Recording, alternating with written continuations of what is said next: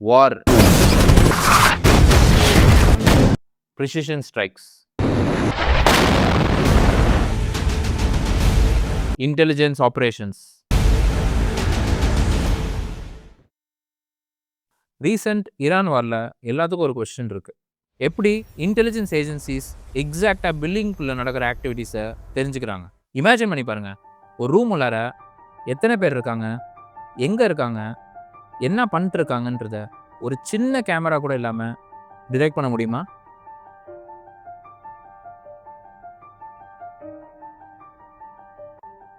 வெறும் wireless signals வச்சு human மூமெண்ட்ஸை detect பண்ண முடியும்.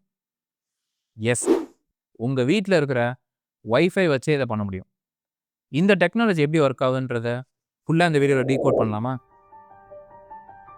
இந்த டெக்னாலஜி பற்றி பார்க்கணும் அப்படின்னா 20 years முன்னாடி நோக்கியா ஃபோன்ஸ் இந்த காலத்துக்கு போகணும். அப்போல்லாம் ஃபோன்ஸ்க்கு வெறும் 2G கனெக்டிவிட்டி தான் இருந்துச்சு. கால்ஸ் கிளியராக கேட்காது. டவர் ரேஞ்சை விட்டு கொஞ்சம் தள்ளி போனாலும் சிக்னல் வீக் ஆகிடும். அது ஏன்னா அப்போ இருந்த செல் டவர்ஸ் GSM பேஸ்ட் கெரியர் சேனல்ஸில் சிக்னலை டிரான்ஸ்மிட் பண்ணும். இந்த வயர்லெஸ் சிக்னல்ஸ் டைரெக்டாக ஃபோனுக்கு மட்டும் வராது. இது பில்டிங்ஸ், வெஹிக்கிள்ஸ், வால்ஸ் மாதிரி பல ஆப்ஜெக்ட்ஸில் பட்டு பவுன்ஸ் ஆகி ரிஃப்ளெக்ட் ஆகி ரிசீவருக்கு வரும். அதாவது நம்ம ஃபோனுக்கு வரும்போது சேம் சிக்னல்ஸோட மல்டிபிள் ரிஃப்ளெக்டட் காப்பீஸ் டிஃப்ரெண்ட் பார்ட்ஸில் வரும். இதை வயர்லெஸ் கம்யூனிகேஷனில் மல்டிபாத் ப்ரொபகேஷன்னு சொல்லுவாங்க. இதனால சிக்னல்ஸ் டிஸ்டார்டடாக இருக்கும். ஸோ கால்ஸ் கிளியராக கேட்காது. பட் இப்போ இருக்கிற செல் டவர்ஸ் OFDM, அதாவது orthogonal frequency division multiplexing method மூலிமா சிக்னல்ஸை மல்டிபிள் சப்கேரியர்ஸை டிவைட் பண்ணி டேட்டா சப்கேரியர்ஸ், பைலட் சப்கேரியர்ஸ் அண்ட் நல் சப்கேரியர்ஸ்னு டிரான்ஸ்மிட் பண்ணுது. இதில் டேட்டா சப்கேரியர்ஸ் நம்மளோட வாய்ஸையும், பைலட் சப்கேரியர்ஸ் ரெஃபரன்ஸ் சிம்பிள்ஸ், அதாவது ப்ரீடிஃபைன் சிக்னல்ஸையும் கேரி பண்ணும். சேனல் இன்டர்ஃபரன்ஸ் ஆகாமல் இருக்க சேனலோட எண்ட்ஸில் நல் சப்கேரியர்ஸ், அதாவது அன்யூஸ்ட் ஃப்ரீக்வன்சிஸ் இருக்கும். இதே சிக்னல்ஸும் ரிஃப்ளெக்ட் ஆகி தான் டிஸ்டார்டடாக நம்ம ஃபோன்ஸ்க்கு வரும். பட் இப்போ இருக்க ஃபோன்ஸ் இந்த ரிசீவ் டிஸ்டார்டட் பைலட் சிக்னல்ஸை ப்ரீடிஃபைன்ட் பைலட் சிக்னல்ஸ் கூட கம்பேர் பண்ணி சிக்னல் ஆம்ப்ளிடியூட் எவ்வளோ சேஞ்ச் ஆகியிருக்கு, ஃபேஸ் ஷிஃப்ட் எவ்வளோ இருக்குன்னு வச்சு ஒரு டிஸ்டார்ஷன் வேல்யூ கண்டுபிடிக்கும். இந்த கேல்குலேஷனை தான் சேனல் ஸ்டேட் இன்ஃபர்மேஷன்னு சொல்லுவாங்க. இதுக்கப்புறம் நம்ம ஃபோன் கிடைச்ச டிஸ்டார்ஷன் வேல்யூவை வச்சு அந்த சிக்னலை காம்பன்சேஷன் பண்ணி ஈக்குவலைசேஷன் ப்ராசஸ் பண்ணி கிளியராக ஆடியோவை தருது. இதே மாதிரி தான் உங்கள் ரூமில் இருக்கிற வைஃபை ரவுட்டர்ஸும் சிக்னல்ஸ் அனுப்பும். இந்த சிக்னல்ஸ் ஹியூமன் பாடியில் பட்டு ரிஃப்ளெக்ட் ஆகும். இந்த ரிஃப்ளெக்டட் டிஸ்டார்டட் சிக்னல்ஸை பக்கத்தில் ஒரு வைஃபை ரிசீவரை வச்சு லிசன் பண்ணி CSI கால்குலேட் பண்ணலாம். இந்த CSI டேட்டாவில் வால் ரிஃப்ளெக்ஷன்ஸ், ஆப்ஜெக்ட் ரிஃப்ளெக்ஷன்ஸ், அதோடு சேர்ந்து முக்கியமாக ஹியூமன் பாடி ரிஃப்ளெக்ஷன்ஸ் அண்ட் மூமெண்ட்ஸும் இருக்கும். எங்களோட தியரி படி எப்படி இஸ்ரேலி மிலிட்ரி இந்த ஆப்ரேஷனை பண்ணியிருப்பாங்க, மறுபடியும் சொல்கிறேன், இது எங்களோட தியரி தான். ஈரான் ஆஃபீஸ்லையோ இல்லை அது பக்கத்தில் இருக்கிற ஏதோ ஒரு வைஃபை ரவுட்டர் OFDM சிக்னல்ஸ் கொடுத்துட்டு இருந்திருக்கும். அது ஆஃபீஸில் உள்ள இருக்கிற ஹியூமன்ஸ் மேலே பட்டு ஸ்டார்ட் ஆகி பக்கத்தில் இன்டெலிஜென்ஸ் செட் பண்ண ரிசீவரில் கேப்சர் ஆகியிருக்கலாம். அந்த ரிசீவர் மாதிரியே இது நாங்கள் செஞ்ச ரிசீவர். இதில் ஒரு 4 ESP32 இது வைஃபை மாடியூல் இருக்குது. இந்த ரிசீவர் ப்ரொமிஷியஸ் மோடில் ரன் ஆகி அந்த டிஸ்டார்டட் சிக்னல்ஸை லிசன் பண்ணி CSI கால்குலேட் பண்ணியிருக்கலாம்.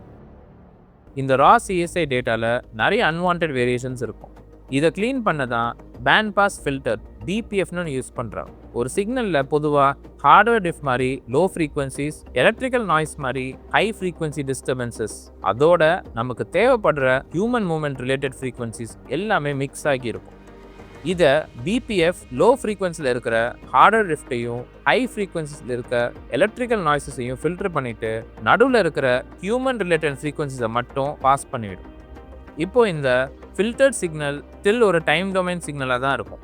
மீனிங் ஒரு டைமுக்கும் சிக்னல் எப்படி சேஞ்ச் ஆகுதுன்னு காமிக்கும். இது ஒரு மூமெண்ட் நடந்திருக்குன்னு இண்டிகேட் பண்ணும். பட் அது எந்த மூமெண்ட்னு தெரியாது.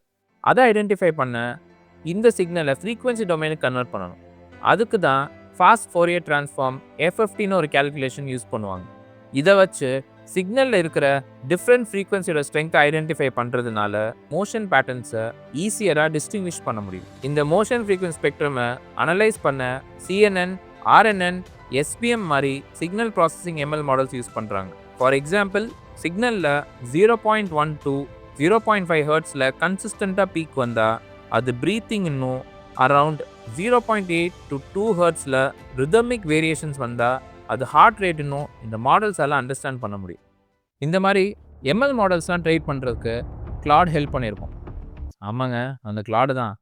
இங்கே தான் அமெரிக்கா என்ட்ரி. இந்த மாதிரி நியூஸ் சேனல்லாம் இங்கே நிறைய The பார்த்துருக்கீங்க. US used Claude to strike Iran. Claude was used to map targets, identify patterns from the intelligence inputs and create military simulations. எப்படி டாட்ஸ்லாம் கனெக்ட் ஆகுதா?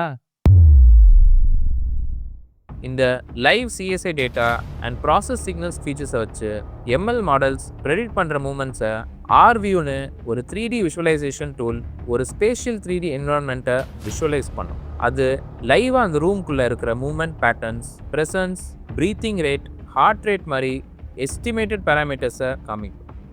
வர ஃப்ரீக்வன்சியை வச்சு ஹியூமன்ஸ் அந்த ஸ்பேஸில் கரெக்டாக எங்கே நிற்கிறாங்க, என்ன பண்ணுறாங்க, எத்தனை பேர் இருக்காங்க, எல்லா டேட்டாவையும் மோர் தென் 90% அக்யூரசியில் சொல்ல முடியும். இதெல்லாம் நல்லா நோட் பண்ணியிருப்பாங்க, கேமராவே இல்லாமல். அப்புறம் என்ன, இப்போ சொன்னது எல்லாமே ஒரு ஹைப்போதசிஸ் தான். இப்படி தான் நடந்திருக்கும்னு எந்த அஃபிஷியல் டாக்குமெண்ட்டும் இல்லை. ஏன்னா மிலிட்ரியில் இதை விட ஹைடெக் சிஸ்டம்ஸ் யூஸ் பண்ணியிருக்கலாம். நம்ம ESP32 ரிசீவர்ஸ் ரிலேபிளாக வெறும் 200 மீட்டர்ஸ் வரைக்கும் தான் வைஃபை லிசன் பண்ணும். பட் மிலிட்ரி கிரேட் சிஸ்டம்ஸ் பல கிலோமீட்டருக்கு லிசன் பண்ணும். ஃபைனலாக சொல்லணும்னா இந்த டெக்னிக்கை மிலிட்ரியில் யூஸ் பண்ணுறாங்களோ இல்லையோ, ஆனால் நிறையா யூஸ்ஃபுல்லான அப்ளிகேஷன்ஸ் இருக்குது. ஃபார் எக்ஸாம்பிள், வயசானவங்களை வீட்டில் ட்ராக் பண்ணுறது, முக்கியமாக பாத்ரூம் மாதிரி கேமராஸ் வைக்க முடியாத ப்ரைவேட் ஏரியாஸ்லேயும் ப்ரெசன்ஸ் டிடெக்ஷன், ஃபால் டிடெக்ஷன், அவங்களோட breathing rate and heart rate எல்லாம் மானிட்டர் பண்ணலாம்.